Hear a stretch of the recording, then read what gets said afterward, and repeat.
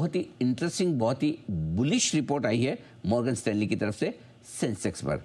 Bull के scenario में, bull के सिनेरियो का मतलब ये था कि बहुत ही तेजी का माहौल बन जाए एकदम फर्स्ट क्लास, तो सेंसेक्स कितना जा सकता है। बेस केस सिनेरियो में ठीक, बेयर केस सिनेरियो में जिसमें कि अगर मंदी हो गई, मार्केट गिरी गए तो कितना गिर सकता है। ये 3 सिनेरियो होते हैं। तो बुल केस सिनेरियो में कितना जा सकता है सेंसेक्स ऊपर, ये बताने की कोशिश की है मॉर्गन स्टैनली ने, और रिपोर्ट की खास बातें बता रही है आपको। जानवी बताइए। सर बिल्कुल, पहले तीनों केसेस के टारगेट्स बता देती हूँ। बियर केस में मॉर्गन स्टैनली सेंसेक्स का लेके टारगेट जो चल रहा है 76,000 का है और दिसंबर एंड तक का ये टारगेट्स है। बेस केस में अगर दिसंबर एंड तक के टारगेट देखें तो 95,000 के, और बियर के जो बियर बुल केस है उसमें जो टारगेट देखे तो 1,07,000 के सेंसेक्स के टारगेट्स दे रहे, जो मौजूदा भाव से करीबन 25% का अपसाइड डिनोट कर रहा है। अब काफी बड़ी बातें कही है इस रिपोर्ट में, लेकिन जो हेडलाइन निकल के आई है सबसे ज्यादा कि भारतीय बाजार जो है अपना मोजो रिगेन करने के लिए पूरी तरह से स्टेबल है वापस 2026 में। मॉर्गन स्टैनली का ये मानना है। अब उनका कहना है कि जो भारत की जो लॉन्ग टर्म स्टोरी है अभी भी इंटैक्ट है और काफी ज्यादा और मजबूत हो चुकी है। सरकार की जो सारी पॉलिसीज है और साथ में अगर देखें जो एक साइक्लिकल रिकवरी आ रही है, ये काफी पसंद आ रही है भारतीय बाजारों के लिए। एफआईएस की जो पोजिशनिंग है वो लोएस्ट इन ईयर्स है, लेकिन उसके बाद सामने जो डीआईएस की जो मजबूत खरीदारी आ रही है ये काफी बाजार को सपोर्ट देती हुई दिख रही है, और ये एक आकर्षक किया है सारे वैल्यूएशंस को भी और सारे ही एफआईएस को भी आकर्षित करती हुई दिख रही है। हमने की जो इंडिया की जो वैल्यूएशंस है जो पहले काफी ओवर वैल्यू हो गए थे अब नॉर्मलाइज हो चुके हैं। अगले 12 महीने में ऐसी 50% प्रोबेबिलिटी मान के चल रहे मॉर्गन स्टैनली कि जो बुल केस का जो टारगेट है ये हासिल कर सकता है। तो उनका मानना है कि अगले 12 महीने में 1,07,000 का जो टारगेट है सेंसेक्स का ये हासिल हो सकता है। अब एक उन्होंने कहा है कि जो फिलहाल स्टॉक पिकिंग एनवायरमेंट था उससे अब भारतीय बाजार ट्रांजिशन होके एक मैक्रो लेवल के ट्रेड के ऊपर ट्रांजिशन होते हुए दिखेंगे 2026 में। तो सेक्टर वाइज एक्शन काफी दिखाई देगा वहां पे। सेंसेक्स की अर्निंग्स अगर बात करें तो FY28 तक सालाना लगभग 17 से 19% की सालाना ग्रोथ के साथ ग्रो कर सकती है। और डाउन साइड में उनका ये कहना है कि घरेलू रिस्क तो कोई भी नहीं है, लेकिन इंटरनेशनल रिस्क थोड़े हो सकते हैं, जैसे कि क्रूड का भाव $100 के ऊपर चला जाए तो ये एक रिस्क हो सकता है, यूएस में स्लो डाउन आ जाए तो ये कुछ इंटरनेशनल ट्रिगर्स हो सकते हैं डाउन साइड के लिए, लेकिन घरेलू ट्रिगर्स कोई भी नहीं है। अब उन्हें कौन से सेक्टर्स पसंद है उसमें बात करें तो कंज्यूमर डिस्क्रिशनरी, इंडस्ट्रियल्स, फाइनेंशियल्स पर ये ओवरवेट है, वही अंडरवेट है यूटिलिटीज, एनर्जी, हेल्थ केयर पर। जो स्टॉक्स इन्हें पसंद आ रहे हैं वो Maruti, Titan, Trent, Varun beverages, ICICI bank, UltraTech cement जैसे जो काउंटर्स है ये इन्हें पसंद आते हुए दिख रहे हैं। ओके, तो ये है आपके लिए बड़ा इंटरेस्टिंग। 1,07,000 बेस के सिनेरियो में, बेस के सिनेरियो में 95,000 ये है सेंसेक्स के टारगेट मॉर्गन स्टैनली के। ये कब तक? दिसंबर 2026 तक। ठीक है, 50% प्रोबेबिलिटी बोल रहे कि हो जाएगा 1,07,000। 50% और 50% नहीं होगा, मतलब बेस केस तो हो जाएगा या तो हो जाएगा या नहीं होगा। नहीं, ऐसी बात नहीं। यानी कि कहने का मतलब है कि पूरे चांस हैं कि सेंसेक्स वहां तक पहुंचे।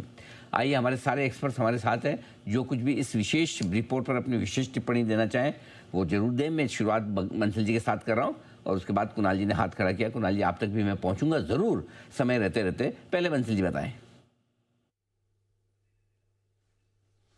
नहीं, अनिल जी, इस रिपोर्ट में जो कहा गया है ना कि बेयर के 75,000 के टारगेट, तो मेरा तो ऐसा मानना है कि दिसंबर 2026 जो जिसकी बात कर रहे हैं, नेक्स्ट दिसंबर 2026 तक सेंसेक्स अभी 85,000 चल रहा है, 79,000 के नीचे नहीं जाएगा। तो डाउन साइड मुझे कैप लगती है सेंसेक्स की। बाय और डिप की रणनीति अपनानी चाहिए, और अगर मतलब कि खरीदना चाहिए। अगर किसी को कुछ समझ में नहीं आ रहा है तो निफ्टी का ETF ले लो, निफ्टी जूनियर का ETF ले लो। 79,000 नीचे में रॉक बॉटम है, इसके नीचे अगले 1 साल मुझे लगता नहीं है सेंसेक्स जाएगा।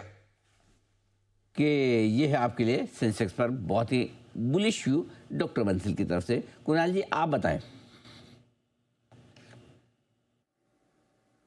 अनिल जी, देखिए, मैं एक जो इम्पोर्टेंट चीज़ मुझे चार्ट पर नज़र आती है वो एक सिमेट्रिकल ट्रायंगल पैटर्न सेंसेक्स के चार्ट पर बना हुआ है। तो अगर आप पिछले साल का हाई ले लें और इस साल का हाई ले लें, दोनों को जोड़कर अगर एक रेखा डालें तो एक त्रिकोण बन रहा है, और जिसका टारगेट मेरी राय में 95,000 का है। तो मेरा टारगेट सेंसेक्स के लिए 95,000 का है। मुझे लगता है कि ये जो ट्रायंगल बना हुआ है सिमेट्रिकल ट्रायंगल, इसके दम पर 95,000 के टारगेट्स आते हुए दिखेंगे।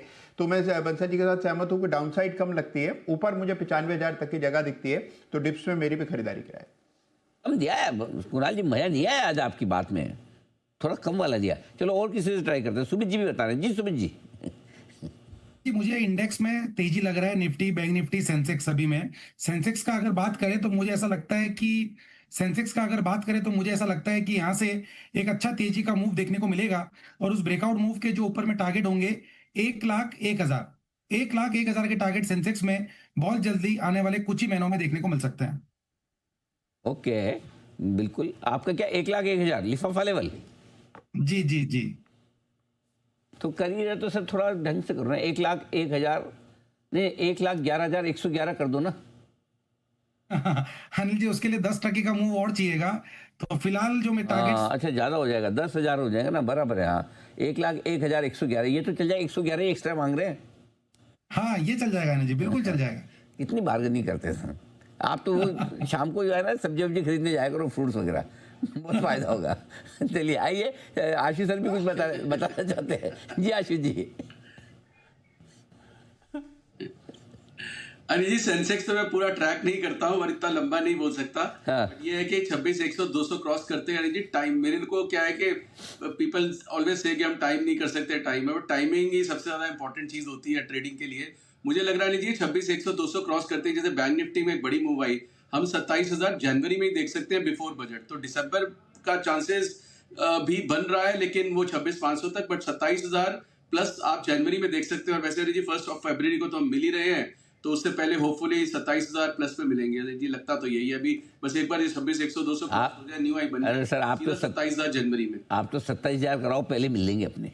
कहाँ दे रही है 1 फरवरी तक, क्यों इंतजार करना है? बिल्कुल। तो ये अच्छा, बंसल जी भी कुछ कह रहा था। जी बंसल जी। नहीं अनिल जी, बिल्कुल। मेरा तो अनिल जी जो आपने बोला ना, कुणाल जी ने बोला, बिल्कुल मजा नहीं आया अनिल जी। ये कुणाल जी ये त्रिकोण, सिमेट्रिकल ट्रायंगल, मतलब कि मेरे को तो वो ट्रायंगल का एरिया क्या होता है, उसका एरिया क्या होता है, रेडियस, अनिल जी सब ये याद करा रहे हैं। यहाँ पढ़ाई लिखाई छोड़ के आए हैं कुणाल जी। सीधी सीधी टेक्निकल भाषा में बात करा करो, पढ़ाई लिखाई की बातें मत करा करो आप यहाँ ऑनलाइन टीवी के ऊपर ना। जी आशु जी।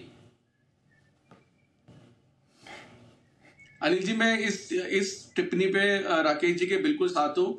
ये जब कुणाल जी के पास कोई क्रेडिबल रिप्लाई, देखो वैसे तो हमेशा तेजी में रहते हैं, हाँ। पार्टिसिपेट करने के लिए अनिल जी बस ये जार्गन यूज कर दिया उन्होंने। सीधा सीधा टारगेट बोले, क्या करना है, लेके चलना है, कोई ये स्टॉप लॉस और ये टारगेट है, बस सीधी सीधी बात करें जी। फिर वो हेड एंड शोल्डर और सिमेट्रिकल ट्रायंगल और फिर वो कुछ तो गालियों वाले पैटर्न है, और कॉम्प्लेक्स करना होगा तो वो भी यूज कर लेंगे। कुणाल जी बहुत ही गंभीर बातें कही गई है आपके बारे में, और मैं पूरी तरह से इसके बारे में मन बना लूं उससे पहले मैं आपको एक स्पष्टीकरण का मौका देना चाहता हूं। अनिल जी देखिए, ये जो समझ नहीं पा रहे अनिल जी, बहुत ही इंपॉर्टेंट पैटर्न बना हुआ है, और इस पैटर्न की अनिल जी गहराई को समझिए। जितना गहरा पैटर्न बनता है उतना ही बड़ा उछाल आता है। तो अनिल जी वो पैटर्न बताना जरूरी है, और मैं आशु जी से भी आग्रह करूंगा कभी 2-5 मिनट निकाल करके चाय पर मिले तो पैटर्न भी उनको साक्षात दिखा दूंगा, तो शायद उनका भी कुछ अनिल जी सम्मान पैटर्नों के प्रति बढ़ जाए। और हमारे बंसल जी तो विवाहित भी है कई सारे पैटर्नों से, तो थोड़ा सम्मानजनक ढंग से पैटर्न का नाम लिया करें अनिल जी, मेरा आग्रह है। बहुत ही बढ़िया, जरूर जरूर। और वैसे तो मैं बता दूं आपको कि चाय पे कितने पैटर्न देखेंगे आशु जी और बंसल जी वही जाने। उनके फेवरेट ड्रिंक्स पे अगर आप पैटर्न दिखाएंगे तो ज़्यादा जल्दी और ज़्यादा अच्छे से समझ में आएंगे।